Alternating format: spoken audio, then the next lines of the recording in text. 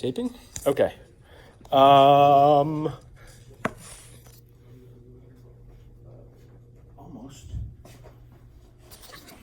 Is that totally in you guys' way?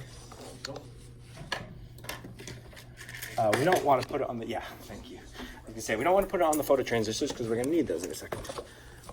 Okay, oh, there's something else there. Perfect. Thank you very much. Oh, crap. Almost perfect. Crap. Why won't it tip down? All right, there we go. That's mostly good enough. I'll try to stay on this side of the board from about, yeah, that's all right. That's good. Okay, so I think that's taping. Yes. All right. So OpAmp. Right. So this is the way an op. Just a reminder. That's the basis of an OpAmp. But then we got those two golden rules. So that if we give feedback, that it tries to balance the inputs so that the voltage is the same and the current's zero. Okay.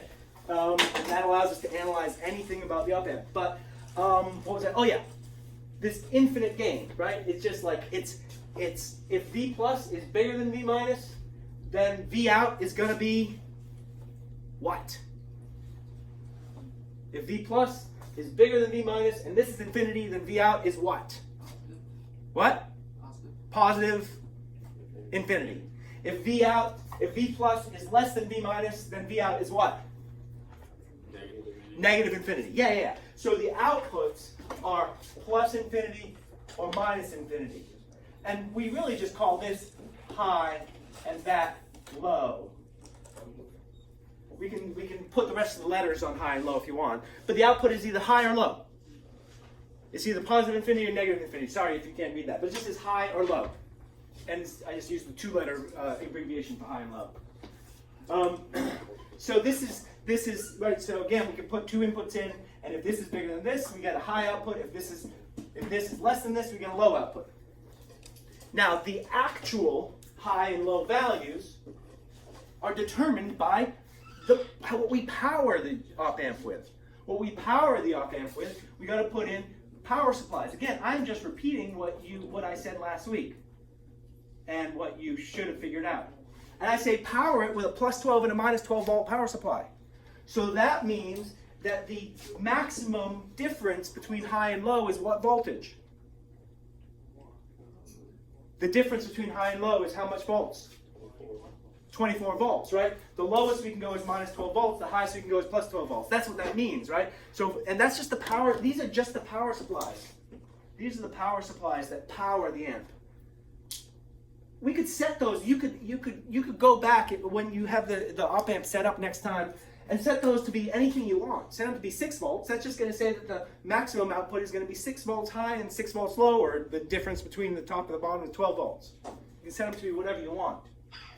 Up to the whatever the maximum the OpAmp can take.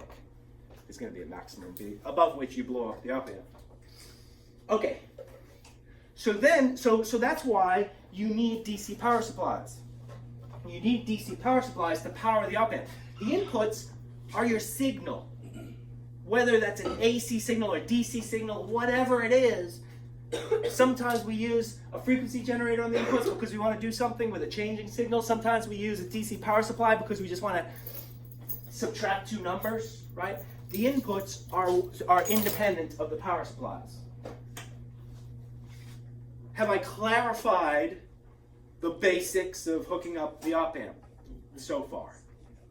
Okay, now here's the part that I thought was obvious, and then I realized, well, I still think is obvious until it comes to grounding. How do you get plus 12 volts from a power supply versus minus 12 volts from a power supply in general?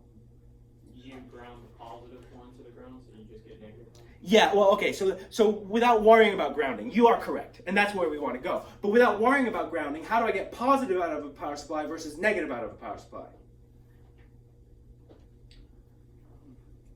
Sydney, we talked about it earlier. You flip the direction of the lead. Just flip the leads, right? If I have two leads coming from my power supply, so I can plug in to this. So see this one? This power supply doesn't have a ground, right? It doesn't have a ground.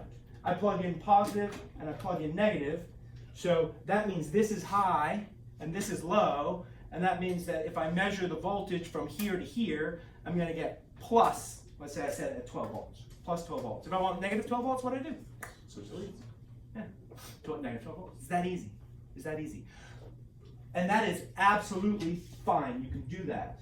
The only problem, and this is what I pointed out to the people who I talked to, is that, and I think that's all we have to do for these op-amps, but we do sometimes run into problems with simply switching the leads, and that's what Kyle was getting at, is that if I simply switch the leads, that's what we're going to do. We're going to simply switch the leads, and instead of taking the blue one is plus 12 volts, and the black one, if we say the blue one is plus 12, we assume black's 0. We're going to say, oh, the black one is minus 12 volts, and the blue one's 0. But wait, how does that work? How do we make the blue one 0? We ground it. That's where we have to choose a ground in your circuit. So yes, you can just switch the leads, but we forget then about the fact that ground is where we're measuring everything relative to. So if you have a power supply and you simply switch the leads, that's fine. Instead of using this as our power supply, we would have grounded this one. We're going to use this as our power supply, and we've got to ground this one. And what does that mean?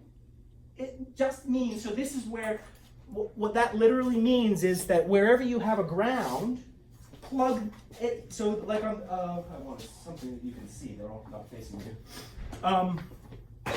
What did I do with the, I swear I had a BNC connector on this. So switching the leads is perfectly appropriate, except that sometimes it messes you up because the grounds throughout your circuit are not all the same. We had talked about this before, but I didn't suggest specifically how you deal with that. We talked about sort of voltages floating above ground, and the fact that when you measure a voltage, you're always measuring it relative to a 0. But if you're measuring it on two different devices, the 0, right, this is just potential energy, the 0 may be different. So we want to make all our zeros the same from every device in the circuit. So when you get to this, you've got one power supply, two power supplies. You might have a third and a fourth power supply, right, depending on what we're putting in. We don't usually put in 4, but we might have 4 power supplies. Each of these, if this is 12 volts, minus 12 volts, and this is 7 volts, and this is 16 volts, that's all relative to the ground on that particular supply. So what we want to make sure to do is to make sure to say that all those grounds are the same. It's called a common ground.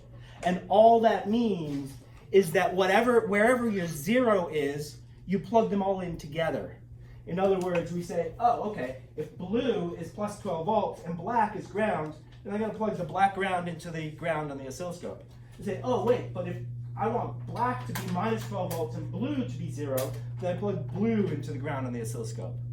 You just choose one ground to be your common ground, and then you plug all your grounds into that. So if you have a second power supply, make sure to plug that ground into this one. And a third power supply, make sure to plug that ground into this one. So we're looking for a common ground. So usually when we draw a circuit, let me just show you how that looks in the circuit diagram. When we draw a circuit, V, R, R, ground. In this case, I'm showing the circuit is grounded, but we're also going to take the ground wire from the voltage and plug that into the ground. And then if I put an oscilloscope in here, we're going to take the ground wire from the oscilloscope and plug that into the ground. We're going to plug them all into the same place, physically. Does that make sense? And that's going to keep us from running into any problems and grounding things separately. Okay, so that's sort of a review of some of the possible problems that people ran into. Anyway, plenty of DC. Oh, and so the thing that I showed some people is that with the DC power supplies that have grounds on them, let me go to these ones in front of Zoe. Don't worry about it. So these DC power supplies, the ground pin is the center pin. You can see because it's got a little ground. I don't know if you guys all see what I'm doing, but the center pin is ground. So we can use that as our ground, and we can plug everything into the center pin. And so what we do is that in order to make this a negative power supply, right, we need to ground the positive pin. That's why there's a wire between the positive pin and ground. That makes this a negative power supply. It's not that it wouldn't have been a negative power supply if I didn't do that. It's just then I don't know where 0 is. It still is a negative power supply as long as I take the power out of the negative pin. It's just that our 0 may be different than another 0. Hence, that's why there's a wire here between positive and ground. That makes this a negative power supply. And the fact that on the other one there's a wire between negative and ground makes that a positive power supply. That's when it has a ground. These ones don't have grounds, so we will physically take whatever we want to be 0 and ground it somewhere else. Okay, and you can do the same with those little black supplies. I just had mentioned to some people, I don't trust those as well. Honestly, they're perfectly good, and I bought them because they have been perfectly good for us, but they are cheap power supplies. Where these run $200 to $300 each, those run $20 to $30 each. So those are sort of disposable in the sense, right? Like if we destroy it, it's okay. Not that we want to, but I don't trust those as well. You can definitely, they should be usable, but sometimes I worry about having problems with them. Somebody had mentioned that like, you put it on 12 volts and sometimes the voltage will jump up, right? You said to 20 volts or something. Yeah, I've seen that before. That's not a myth, it's true. So you gotta be careful of things like that with cheap power supplies. But it doesn't mean you shouldn't use them, they should be fine. But I found enough power supplies probably for everyone, right? Power supplies, and there's no little black ones here. Okay. All right. So that was the one thing that I surely did not point out to you guys is specific equipment, right? Is to, like I say, just get a frequency generator out of the cupboard. I figured you could find a frequency generator. They all look different, they're not all the same. So sometimes, right, it's not actually unusual to pull out, instead of a frequency generator, there's something else that looks like a frequency generator. I can't remember, like some kind of, an advanced like digital multimeter. Looks like a frequency generator. And like pull out the wrong thing. Just read what's written on it, right? It says frequency generator. These say DC power supplies on them. These say DC power supplies on them. DC power supplies. Frequency generators are AC power supplies, DC power supplies. And then you all were able to figure out oscilloscopes. And often you'll pull out a piece of equipment and you'll say something's not working, and I'll say, check that the piece of equipment works, because they're all different. I don't remember how each one works. And so the first thing to do, if you have a power supply and you want to make sure it's supplying the correct power, is to plug the power supply directly into a voltmeter to make sure it's outputting something before you plug it into your circuit. Checking things like that. Okay. All right. So this next lab is a 2-week lab. So we have plenty of time for lecture. So we're going to do some of the lecture this week and some of the lecture next week, so I don't have to go a full like 90 minutes to 2 hours today. But we are moving. That's what this class does. We are moving. Okay? DC circuits and basic AC circuits, I went on the assumption that you'd seen them before, which you had if you did 116. And I went on the assumption that you knew them, which you didn't, but I went on that assumption that you did, right? That was the first lab. The second lab was the first new thing, is basic amplifiers. Is figuring out how to set up a basic amplifier. That was the second lab. Figuring out how to set up the basic transistor amplifier and the basic OpAmp, more complicated amplifier. That's really all that's what we've done, and that's a lot. Because it's a lot of catching up to do, right? It's a lot. So now we're moving on to applications. We've only got 3 labs of analog circuits, and then we move to digital circuits. So now we're moving on to applications. This is the only applications lab we're going to have of the analog circuits. And what we're gonna essentially build in this 2-week lab, and if I remember correctly, this is not a formal write-up, so I know you really struggled through those first 2 write-ups, and I didn't grade the first one before you wrote the second one. I understand that, and take that into account when I grade the second one. I believe this isn't a formal write-up, but I might be wrong. It is informal. It is or isn't? It is informal. Oh, it is informal. Yes. Yes. Which means you don't have to do a 20-page write-up. Means you just have to, I can't remember, I describe in the lab what you should do, but you should basically make sure to record all your results, take pictures of things that don't have a numerical result, and just record all your results. And you're showing me those results, you don't have to write it up. Okay. So it's applications. It's I think pretty cool application. I mean, I think this lab is so cool, I wish we could spend twice as long talking about it. Of course, if I talked about it, you just wouldn't, like, I can't fill your head with knowledge. You've just got to sit down in front of the circuit and struggle. It's impossible for me to fill your head with knowledge. So, you know, to that end, remember, this is as real as labs get, right? I mean, what, literally, and it's supposed to be, 90% of this lab is a what? It's just trouble. Yes, it's hands-on. It's putting together that circuit, right? I sat with Sydney and Sam this morning, and I said, just build the circuit. Just build the circuit. Just build the circuit, right? Like, that's the whole lab. It's just following the circuit diagram, build the circuit.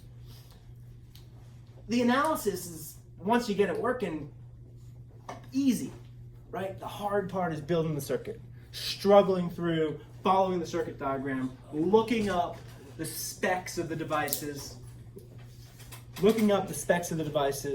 and trying to figure out what pin is what, and if you're super careful, if you've got a lot of experience, more experience than you do, if you've got experience like me, you build a circuit, it works, you're done, right?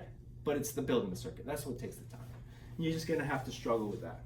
But, you know, and then I mean, again, I'm just reminding you, absolutely not scolding you, just reminding you, there's a balance between the amount of time you struggle and get frustrated. You absolutely should get frustrated.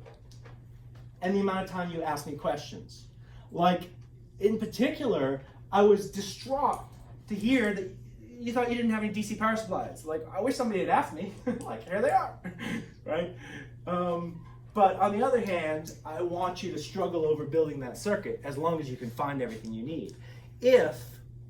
And then at some point ask me questions. If you can't find something you need, absolutely let me know right away. I might be annoyed that somebody hit it, but absolutely ask me right away. Yeah, and that's the serious problem in this lab. I was up at night thinking, we really need somebody to, like, distribute materials and get them back. For you guys to grab them, and it doesn't work very well, right? Stuff gets misplaced all the time. So do your best to help your fellow lab mates find what they need. Oh, the other thing I gotta say is that it's not a good idea, but it's probably not appropriate for you to switch off on equipment. You need to, when you build your own circuit, you need to pull all the wires out and start again. You're not going to learn anything, right? Because 90% of it is building the circuit. That's where you're going to do the learning. And so I absolutely understand. I sat with Leif and Kyle, and we set up the OpAmp circuit, and they're like, okay, we'll show other people how to set up the OpAmp circuit, and everybody used the same setup. I don't know if that's true, but I'm under the impression that might have been true. That was completely not reasonable. But then, not your fault, because I wasn't clear that the next person, you should pull out all the wires and set it up yourself. Otherwise, you're not going to learn anything. Okay, that's just a thought. Just a thought. I'm not saying that it's an honor code violation. I'm just saying you're not going to learn anything if you don't set up the circuits yourself. Okay. All right. Just the fact, the concept of a common ground, right? Oh, okay, wait, how do I get this grounded to this, to this, to this, right? It sounds obvious, but then when it comes down to it, you're like, do I really just plug all those wires in there, right? And then you get this big massive, it's like those things you're not supposed to do with extension cords, right? You've got 5 things plugged into the same place. Okay, so getting back to the lab. So I'm going to be lecturing for at least another half an hour, but we have another week for me to lecture, so I don't have to do everything today. Applications of analog circuits. The first one is the phototransistor circuit. Pretty cool circuit. It measures the light. If you get it working right, it measures the amount of light in the room and outputs it as an electronic signal. If it's an AC source of light, an alternating source of light, it'll output an alternating voltage. If it's or current, I don't remember, outputting an alternating signal. On the oscilloscope, it'll be an alternating signal. If it's a DC source of light, it'll output a DC signal. Right, so first of all, I'm sort of giving you, I've found people run into this very basic problem of understanding that. On the oscilloscope is just graphing voltage versus time. This is what an oscilloscope does. It graphs voltage versus time. But what it does is what happens when you run out of time on the oscilloscope screen, right? Time keeps going, but the oscilloscope screen stops. Right? The oscilloscope screen, depending on the settings, might only be 5 seconds long, or 5 milliseconds long, or 5 microseconds long. And your signal is being graphed in time. The signal keeps going, but the oscilloscope screen stops.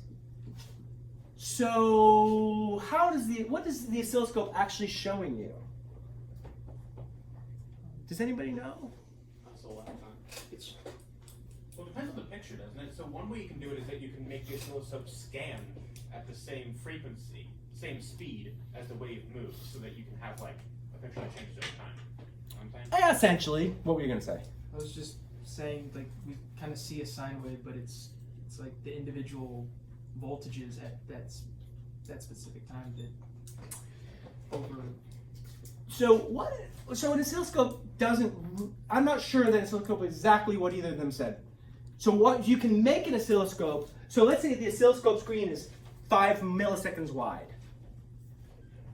It can only detect things for 5 milliseconds, and then as time goes on, like, you know, it's off the screen. So you can make an oscilloscope just detect those 5 milliseconds and nothing else, and that's useful for what's called transient behavior, for things that are not regular. So you might say, ooh, when I turn on the circuit, what sometimes you call it rings up, and then it settles down.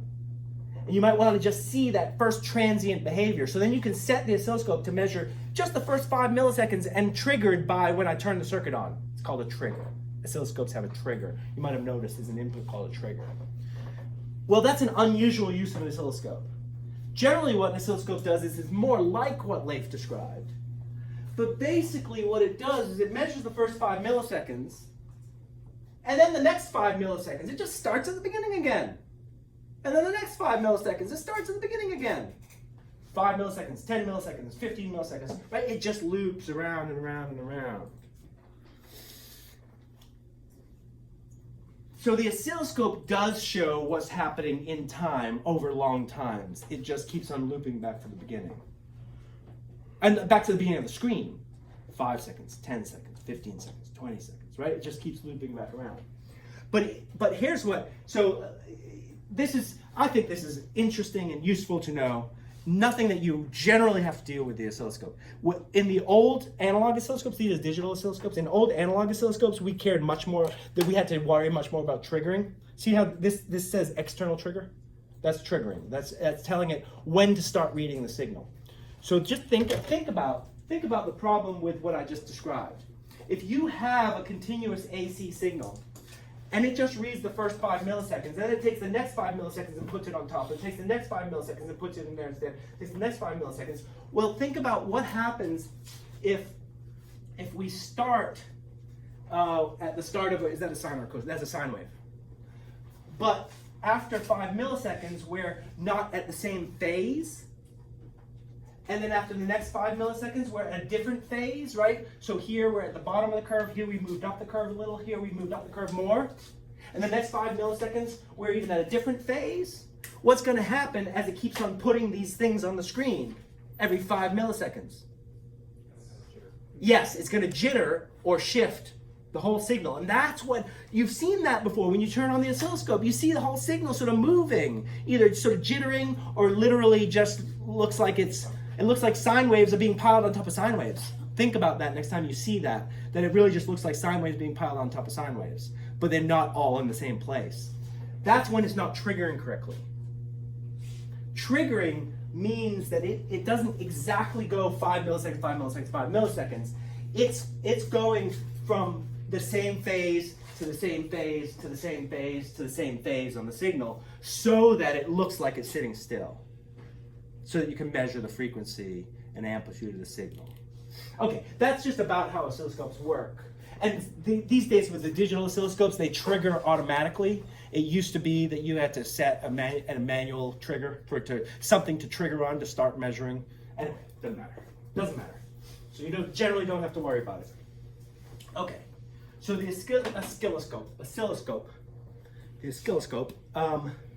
measures a voltage with time. And it's magic. It just does it magically.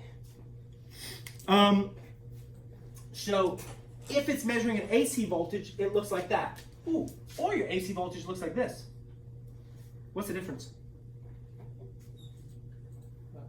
Sorry, I wasn't listening. What's the difference? What'd you say? Nothing? Ooh. I guess I gotta be careful. Let's say that this is 0 volts. And therefore, let's say this is a 12 volt oscillating signal. So, or let's say 6 volts up and 6 volts down. All right, let's just say that. What's the difference between this signal and this signal?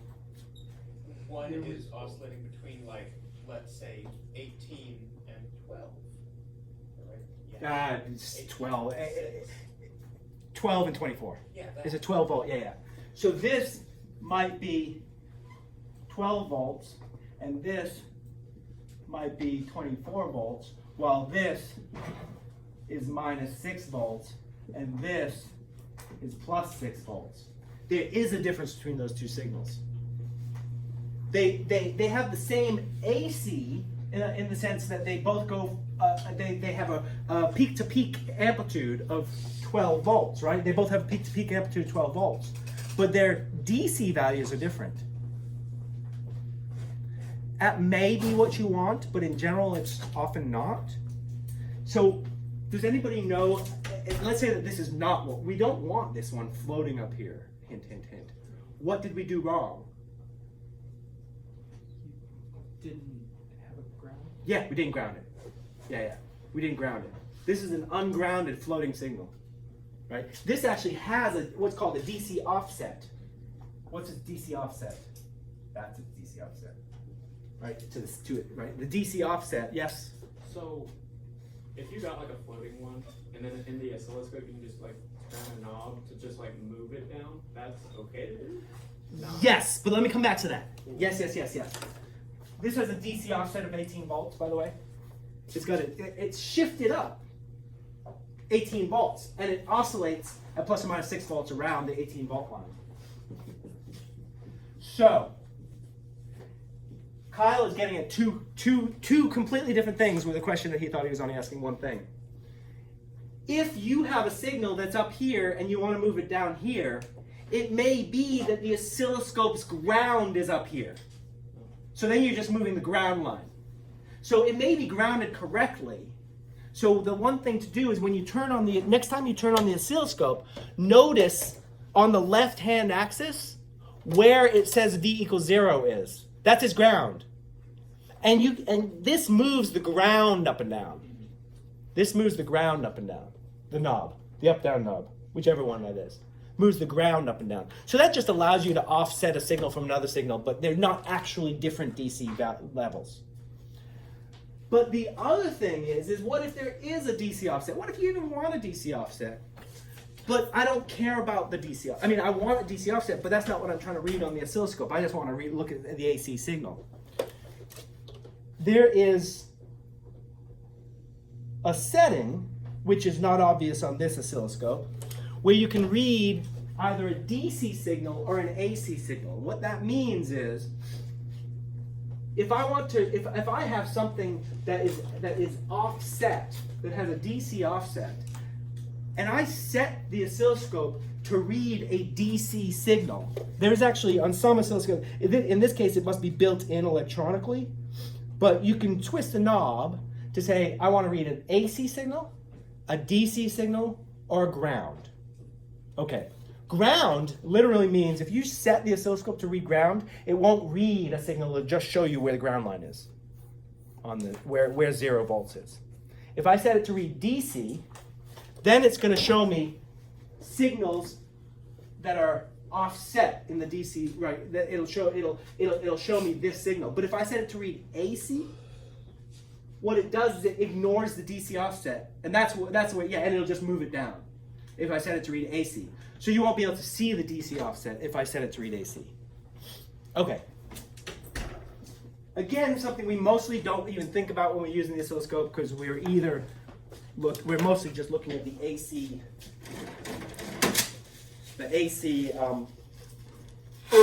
shape of the signal. We don't care about the DC offset. But in the first circuit, the light circuit, we are going to care about DC offsets, because there are DC sources of light and AC sources of light. There are constant sources of light and lights that get dimmer and lighter and dimmer and lighter. Do you know which?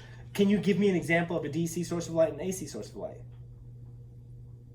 An incandescent light bulb is DC.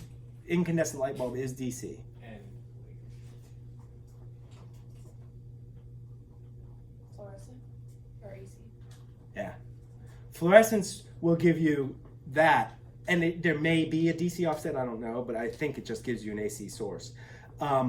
Incandescents are DC. Even though you send an AC signal into an incandescent, they're always on. They're not getting dimmer and brighter. These are getting dimmer and brighter. You just don't see it. They're just doing it so fast, like a TV screen, right? They're doing it so fast. if you spin a fidget spinner in here, it looks weird. Yeah. It kind of Yeah, because I think that's probably why. What about the sun? Is that an AC source or DC source? That's an AC source. Which side is it? AC. It's a DC source. The sun. It's just a constant source of light, right? It's a constant source of light. It doesn't change in time. Well, oh, I'm sorry. That's not true. I see. It's an AC source over 24 hours. I mean, over days, right? Gets lighter and dimmer and lighter and dimmer over days. But it's a DC source over 5 minutes, right? Or since it's a stream of photons that might not be constant, it's like a really complicated. But it acts pretty much as a DC source. So I've actually given you a partial answer to the second question in today's lab, which is, identify the AC source versus the DC source of light in the room. I've just given you examples of AC versus DC sources. If the window shades are open and it's light and it's daytime, you're getting a DC source of light. If it's nighttime and you're just using these, you're getting an AC source of light. Okay. All right. So first, I'll come back to the specifics. Let me just talk about the first circuit you're building is a light detector. The second circuit you're building is basically, if I remember correctly, we're going to build an audio amplifier, like literally something to amplify audio signals. And then we're going to build. Let me jump to the end. We're going to build a toy piano. We're not really building a toy piano. What we're building is an oscillator, which can then be turned into something that creates sound and is a toy piano. So I have shortened this lab from the original version of this lab.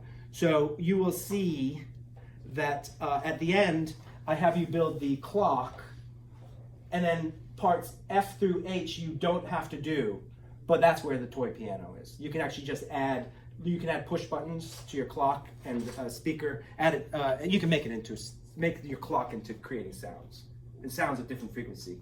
Anyway, you can see it in the lab. I don't actually have you build the toy piano, but it's in there in case you want to. Okay, so those are the applications. A light detector, an audio amplifier, and a toy piano. Those are the applications that we're doing. So let me get into some details. First of all, let me make sure this is off. With the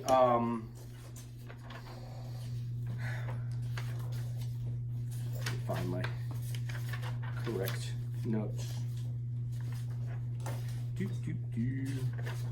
If you come across something in the lab that asks you to do a transient analysis using Circuit Maker, and I haven't talked about it yet, remind me. But I don't think it's in this lab. I still remember. Okay, here we go. All right, so light detector. What we're going to do is we're going to take a phototransistor.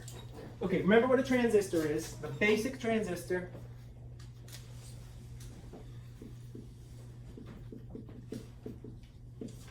Explain.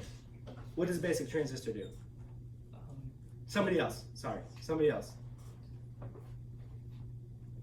Come on. Somebody who hasn't talked yet today. Basic transistor. Well, actually, most of you have said something. All right, Jackson, what's a transistor? Basic transistor. Takes the signal from the base and amplifies its current on the output, and on the other side it amplifies both voltage and current. Oh yeah, that's true. Yeah, yes, you're right.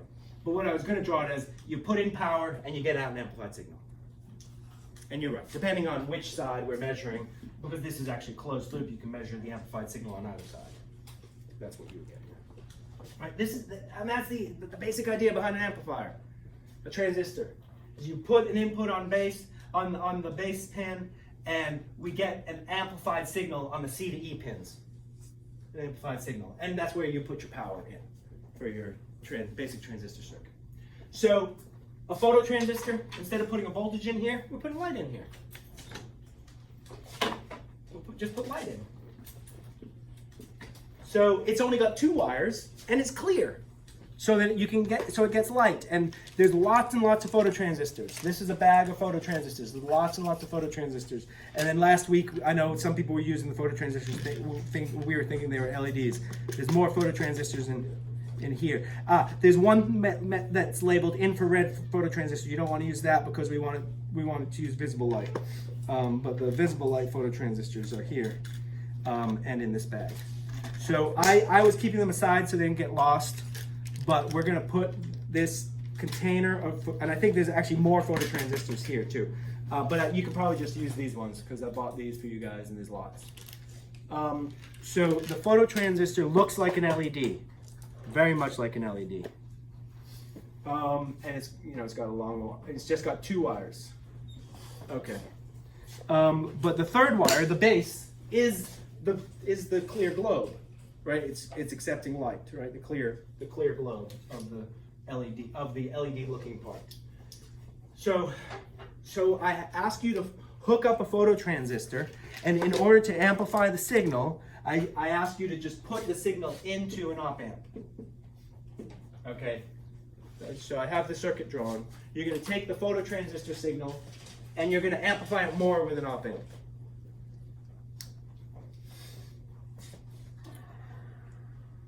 Basically.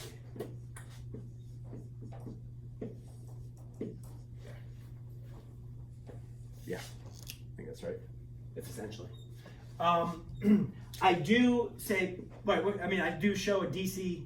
Oh, actually, what do I show? Actually, what I show in the diagram is a way of putting in a variable. Interesting, yeah. Is that necessary? I think we should probably stick with the diagram. So I actually have, instead of having a variable power supply, I have a fixed power supply and a variable resistor, so you can change the input that way. But regardless, what the question I ask about this is to first of all make sure it works. In other words, and this was funny, right? Was it you got? Wait, who was it who had the phototransistor? We thought it was an LED. And Sam kept saying, but look, when you put your hand near it, it changes the signal. I'm like, that doesn't make any sense at all. It doesn't make any sense at all. Until we realized it was a phototransistor, like, oh, when you put your hand near it, you're blocking the light. And so of course it changes the signal. So that's the first thing, is you want to, and so you had a working phototransistor circuit. Let's see if you can get it again. Right, so you want to find you want to make a working phototransistor circuit, so when you cover the light, there's no signal. When you let the light in, there is a signal that you can see AC versus DC. Okay, so that's the first part. The second part that I asked the question is, does the phototransistor act more like a current source, or does it act like a variable resistor? And what I mean by that is, let me read it again. Determine whether a phototransistor acts like a current source controlled by the light or a variable resistor. What I mean by that is, if it's current source controlled by the light, then the voltage here should not change the output. If it acts like a variable resistor that's controlled by the light, then if I change the voltage here, it changes the output. Again, if it acts like a current source controlled by the light, that means that changing the voltage here does not change the output. If it acts like a variable resistor controlled by the light, then this acts like a resistor, and if I change the voltage, then the output will change. You can puzzle over that a little bit, but basically all I'm asking you to do is, when you get it working, is to change the input voltage and see if the output voltage changes or not. That's really going to answer that question. Change the input voltage and see if the output voltage changes.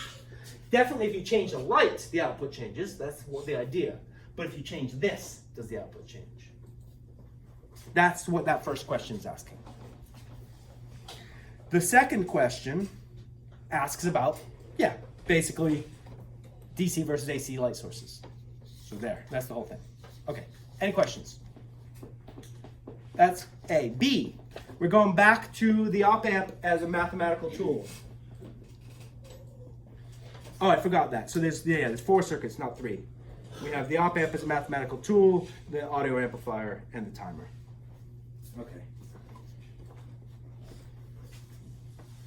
Let's do the OpAmp. Yeah, so what we'll do today is we'll do the OpAmp circuit, and we'll talk about the audio amplifier, because there's not much to talk about the audio amplifier, and then we'll put off timers for next week. Okay? So, let me remind you, well, we already reminded you at the beginning of class what this circuit is. OpAmp. That's an infinite gain amplifier. Okay, whoops, let me find my notes. I wrote this out earlier to make sure I remembered. Okay, so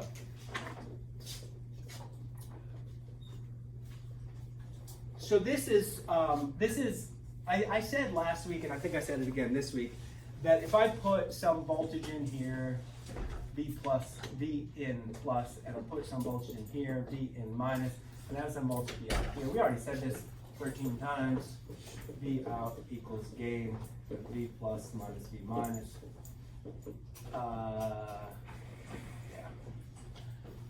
At some point, and once we start, I'm being less careful. Once we start putting resistors in here and stuff, we have to differentiate between the voltage in on the plus pin and the voltage in on the minus pin, and the voltage that we're set. So if I put a resistor here and a resistor here, the voltage here is different than the voltage here. But without resistors, those are the same voltage. Okay. All right. So we said that.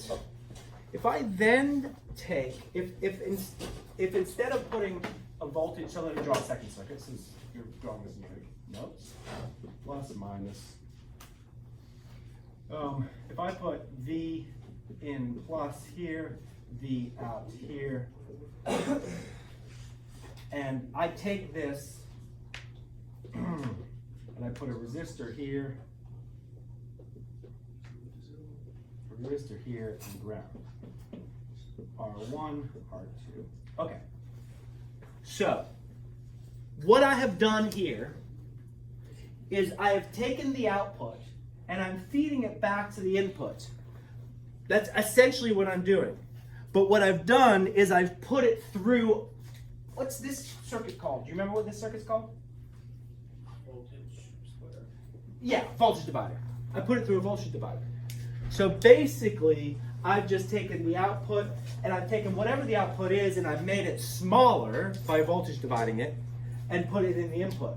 The voltage divider aside, remember that the voltage divider looks like this.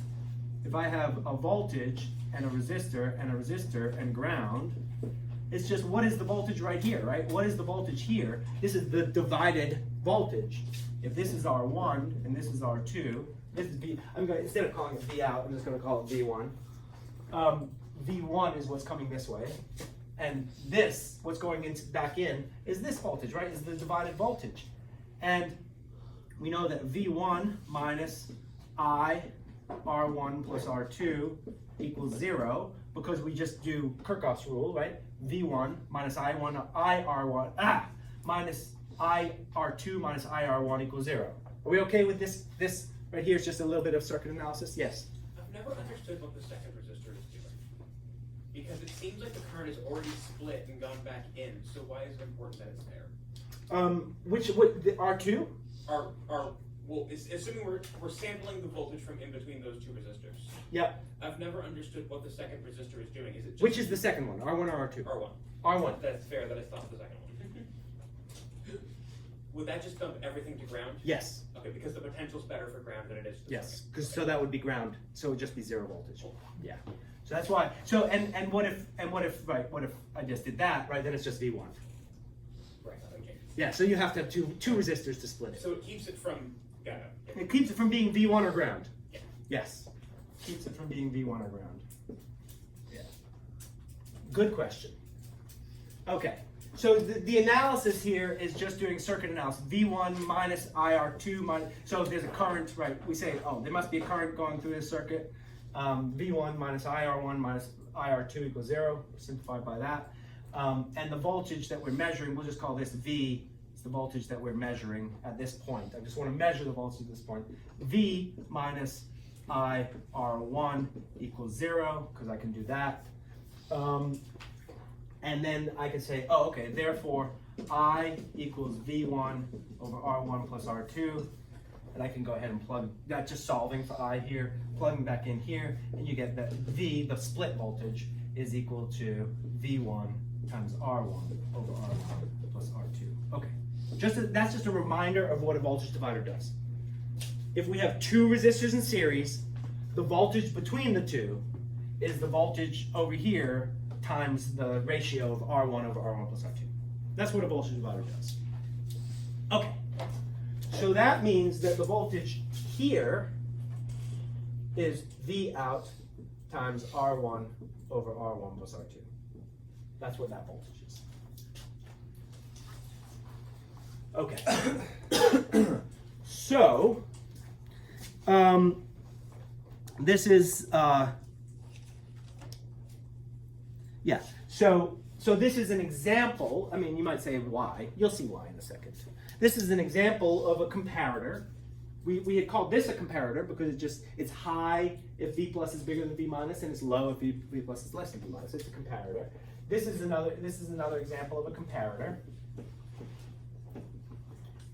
It just allows us to compare two signals. But the two signals that we're comparing are V in plus versus V out R1 over R1 plus R2. We're comparing those two signals. V out is, so the reason why we do this is because remember, what is V out in this case? What is V out in this case? Remind me. What is the value of V out? Actual magnitude. Is it 3 volts? Is it infinity volts? What is it? It's V plus minus V. Nope.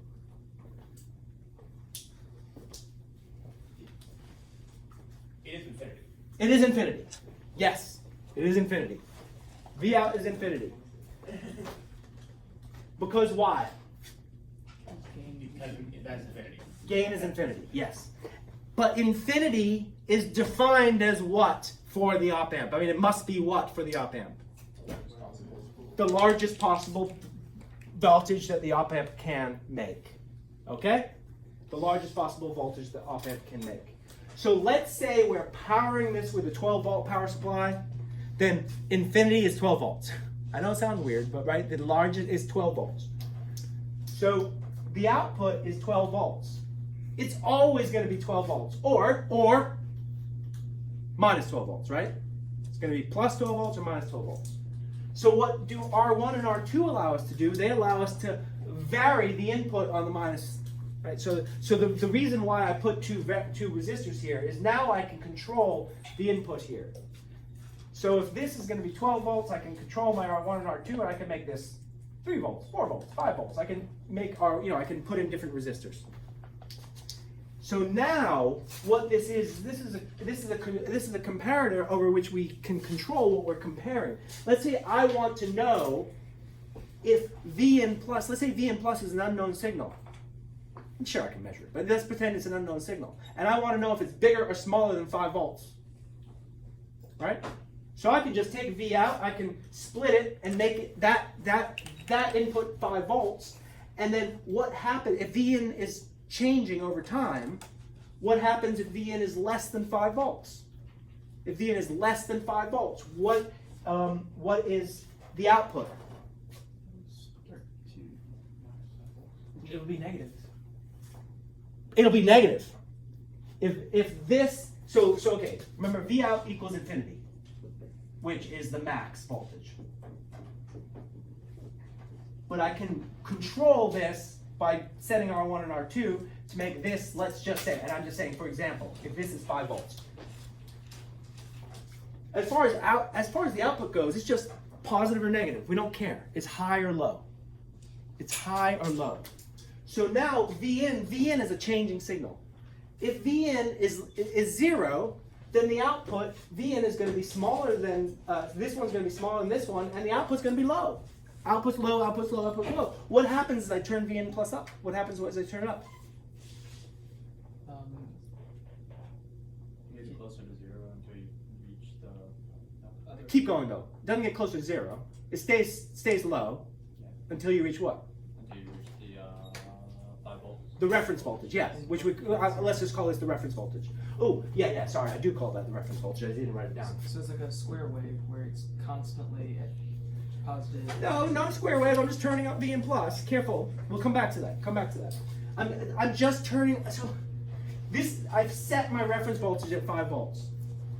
Simply by taking the output voltage and putting it through a voltage divider. So now we've got a reference voltage of 5 volts. If Vn is less than 5 volts, the output's low. If Vn is greater than 5 volts, the output's high. That's it. It's a comparator. It's just telling me what this voltage is compared to my reference voltage. So how do I make that into a square wave? Yeah, then I would continually vary this, right? If this was an AC voltage, then the output would either be low or high, and it would be a square wave. You're absolutely right. So is that how function generators generate? Probably, yes.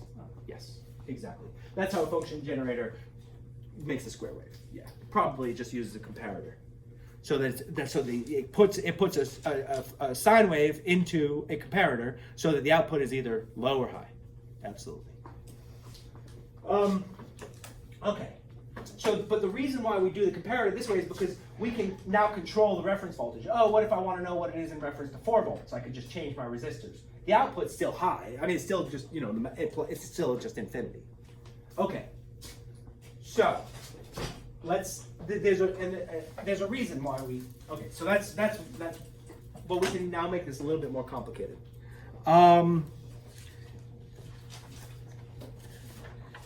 Actually, no, I don't want to do that one. Sorry, I'm doing the wrong one. Way to go. Voltage divider. Oh no! Where's my notes for the... Shoot. Did I leave it on my desk? Hold on. Oh, here it is. Phew. All right. So,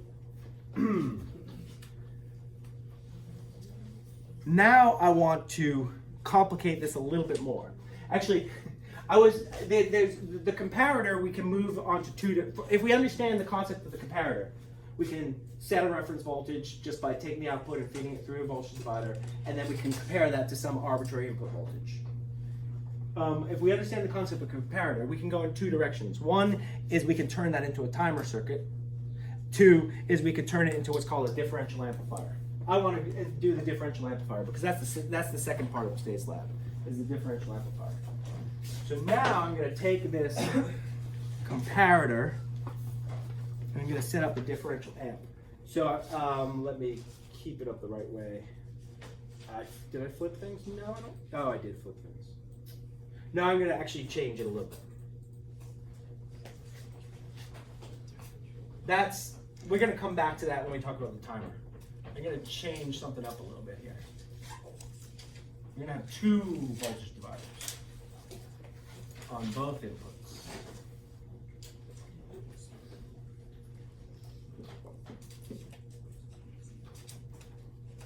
Whoops, that's the wrong triangle.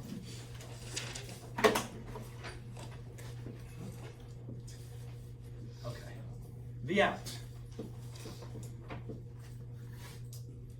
V in, V in. Okay, so now I've got essentially 2 voltage dividers. It's actually a little bit different than a voltage divider. So sorry, let me give these names.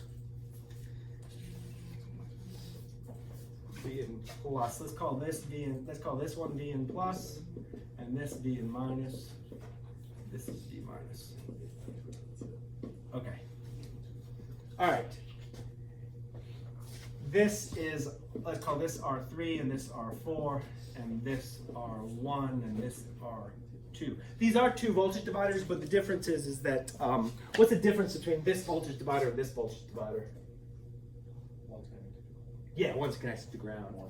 So this would be ground, and this would be V in plus times R4 over R4 plus R3.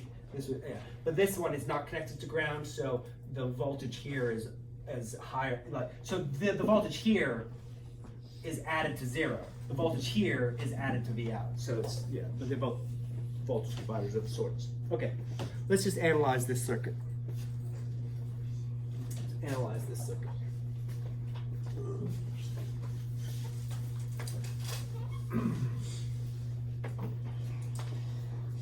So instead of using AC signals here, I think we're going to use DC signals here, right? Our inputs, we were using AC signals in the last lab. I think we're going to use DC signals in order to, let's see, using DC for each input, yes. So remember, we got to differentiate between the inputs of the amplifier and the power supplies for the amplifier. The power supplies are not shown. Yeah? But in this case, we're just going to use DC inputs. So, Those are unconnected. They are separate machines. yes. So, therefore, how many power supplies will we need for this circuit? Total. 4, because you have 2 to power the amplifier. Yeah. So we will need 4 DC power supplies. So you will probably need to use the black ones for some part of it. Okay. So let's just do a quick, I know I said hopefully not much more than an hour, but I got to do a quick circuit analysis of this. We can literally just go like in a line, Kirchhoff's rule, V in plus minus I'm going to say that the current that goes here is I3. I3 R3 minus I4 R4 equals 0, because this is 0. And we can do the same thing here, but this is a different current, because in my notes I called this I1. I guess I just figured it's the first, I'll just name it after the first resistor it goes through. Somebody tell me what to write down for Kirchhoff's rule here. Vn minus I1 R1 plus. So let me just, for everybody, follow along. We say the voltage here minus the voltage drop here minus the voltage drop here equals the voltage here. So what do I write down?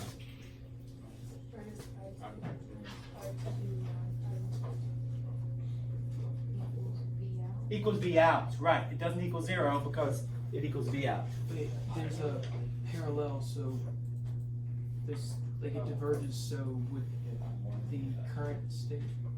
What? I'm sorry. Would the current going through R2 be the same as going through R1 because it does? Yes, why? Well, there's a split, so I just. Yes, the current going through R2 is the same as R1. Why? Because it's a parallel circuit. Because op-amps draw like no current. Op-amps draw no current. Op amps draw no current. So Jackson, you are correct in saying, oh, there's a junction. Doesn't the current change? No, it does not change because op amps draw no current. Yes. So this is called the golden rule, right? Golden rule. I plus equals 0. Golden rule. I minus equals 0. Right, so I'm assuming, remember there's two golden rules. I don't remember which one's number 1 and which one's number 2, but there's two golden rules to op amps. And the golden rule that says that these draw no current tells me that the current does not change through I3 and R4. Yes, Zoe? So then should I4 be I3? Oh yes, thank you. Thank you. I4, I mean, we could have just written down I4 equals Yeah, I3, yeah. but you are, because of the golden rule, but you are right. I meant to take that shortcut. Yeah. Good point. Good observation. Other questions? Okay. So we can write those down. And then we can use the other golden rule. Let's pretend this one was golden rule 1. I don't remember which one. And now let's do golden rule 2. Does anybody remember what golden rule 2 was? They sum to 0. B plus and B minus sum to 0. With Okay. Yeah. What were you going to say? I just did feedback. Feedback. That's all I said. Okay. feedback. Yeah, with B feedback. plus. Oh, feedback. With feedback, yeah. V minus equals V plus. So those, it balances those. It balances the voltages here. That's the golden rule. So using that golden rule, we can find that V in minus I1R1 equals V in plus minus I3R3. I'll write that down. V in minus I1R1. That voltage, that's the voltage at V minus, and that equals the voltage at V plus, which is V in plus minus I3R3. So using the second golden rule, you find that these two voltages are balanced. Any questions? So now we solve these three equations together, getting rid of I. Okay, so we can. Brute force. You could, so just in my notes, just because, like, you could solve one of the equations for the I, and plug it in there. Solve the other equation for the other I, plug it in there. Right? Brute force. Solve this one for I1. Plug it in there. Solve this one for I3. Easy enough to do. Plug it in there. And therefore we have no currents. And we just have the relationship between the voltages. I'm going to skip one algebraic line and say, okay, so what you end up getting is V out. Where is V out? Oh, there's V out. Let's solve for V out. Going to plug in those two currents and solve for V out. And what you end up getting is more complicated than you think. It's R1 plus R2 over R1 times V in plus times 1 minus R3 over R3 plus R4 minus V in minus, now you can guess what the rest looks like, 1 minus R1 over R1 plus R2.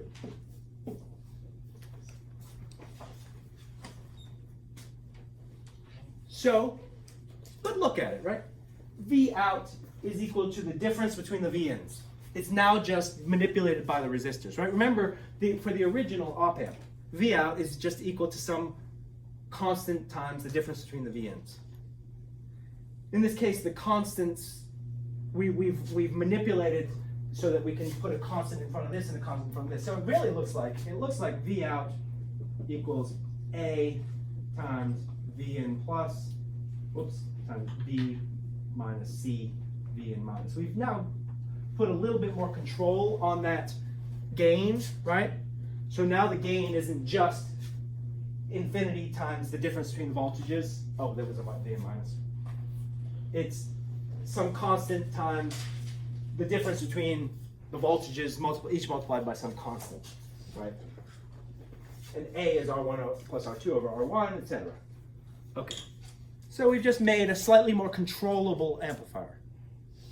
That's the point, is we made a controllable amplifier. So this is what's called a differential amplifier.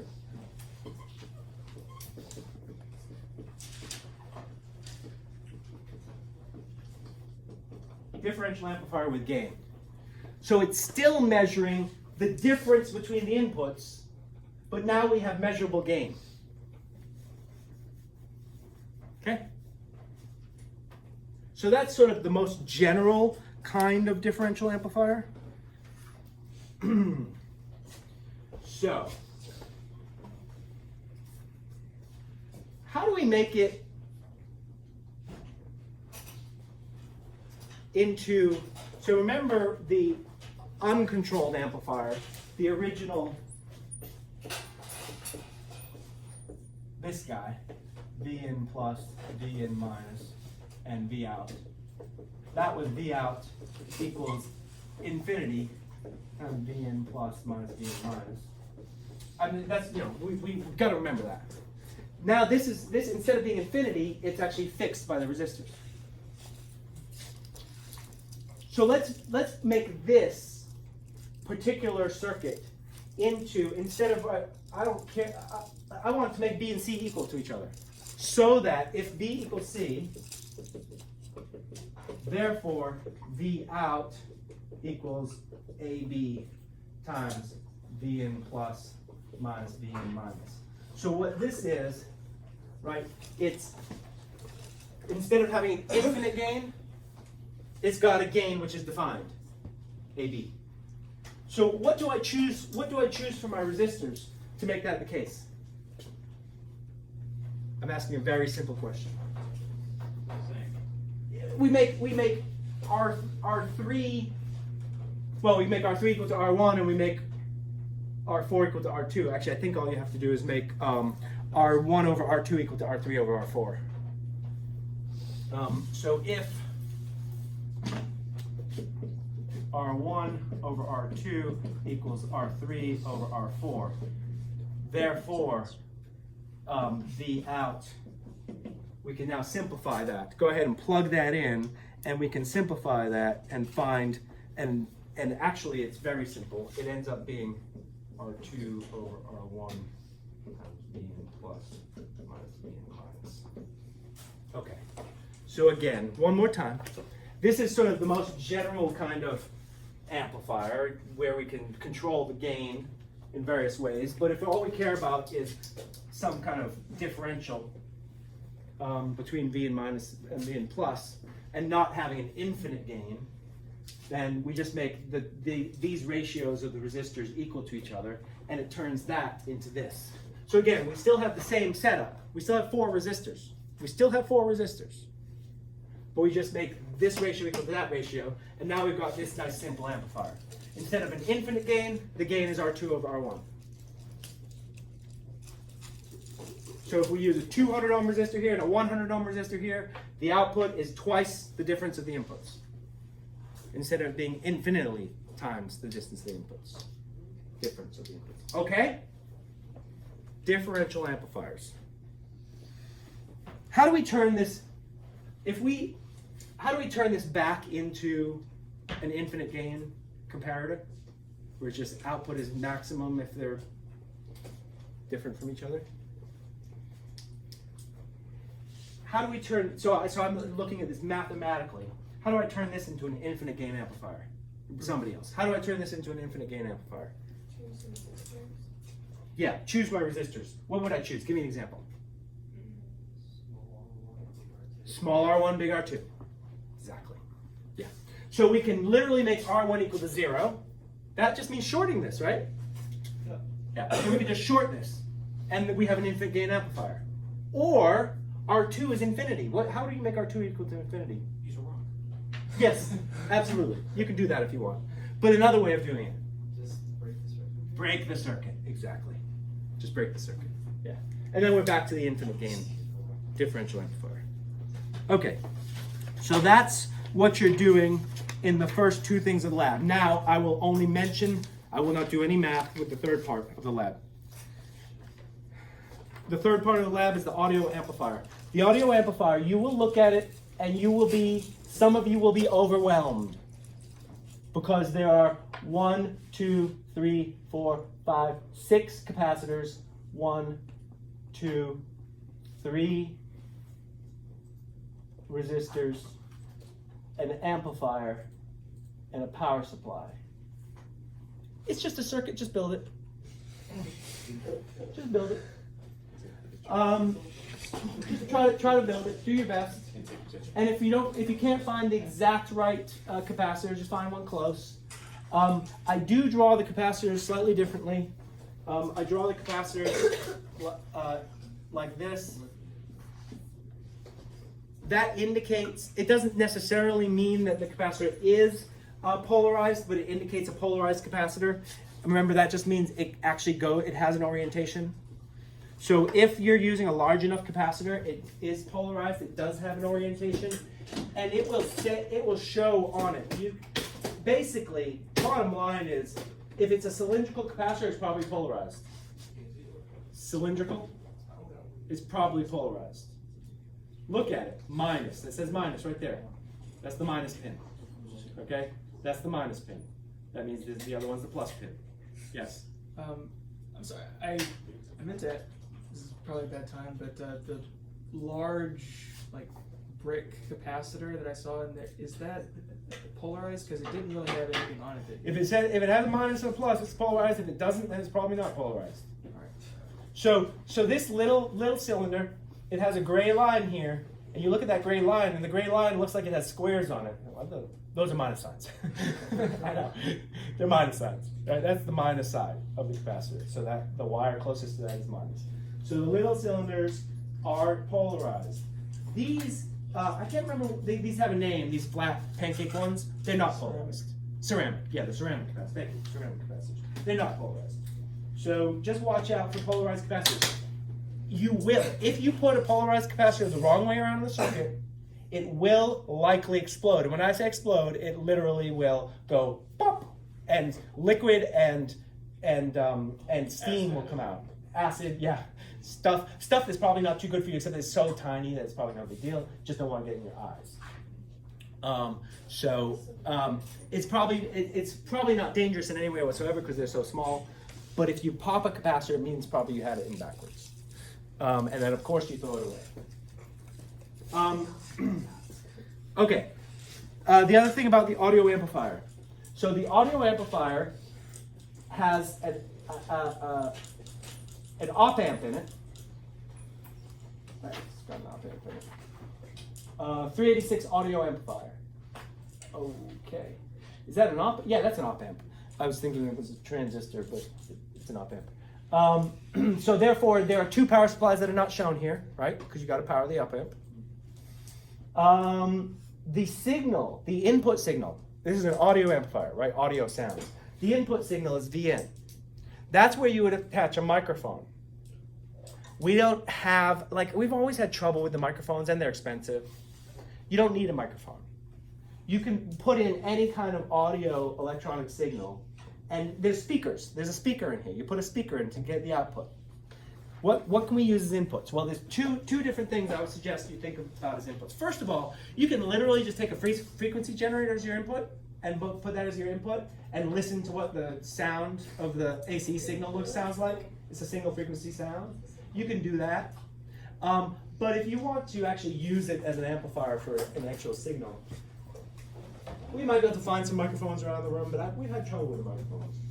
I would suggest two things. One is, and please put these back when you're done with them, is to actually take one of these, and I would not suggest that you plug it into your telephone, because if you do something wrong, you could mess up your phone, but I'd be okay with you plugging this into the computer. Plug this into the audio output of the computer and plug this into the input of your amplifier. So you can play what's playing on the computer on your amplifier. One of them is plus and one of them is ground. Yeah, I guess you're gonna have to just try one or the other. I don't know. Yeah, I don't know which is which. Yeah, I realize. But yeah, just probably. I mean, I've had people every year use their phones, and I've never had anybody destroy the phone. But I would suggest you don't not try it. The speakers for the audio amp. There's speakers. These are speakers. You see, these are actual speakers, right? So that's your output signal, sound signal goes to the speaker. I said there were two things you could try for an input. Three things. Just use a frequency generator and listen to the sound of an AC signal. 2, use one of these with a computer and play some music from YouTube into your audio amp. 3 is the easiest kind of microphone is that, I don't know if you know how speakers and microphones are built, but they're made exactly the same way. You just use one of these as a microphone. And yell into it. Yeah. Or tap on it, or yell into it. Yeah. This works as a microphone as well as a speaker. So this can be both the input and the output. So you just need 2 of these. Okay. That is all I need to go over. Next week we'll do the timer circuits, which is the last part of the lab.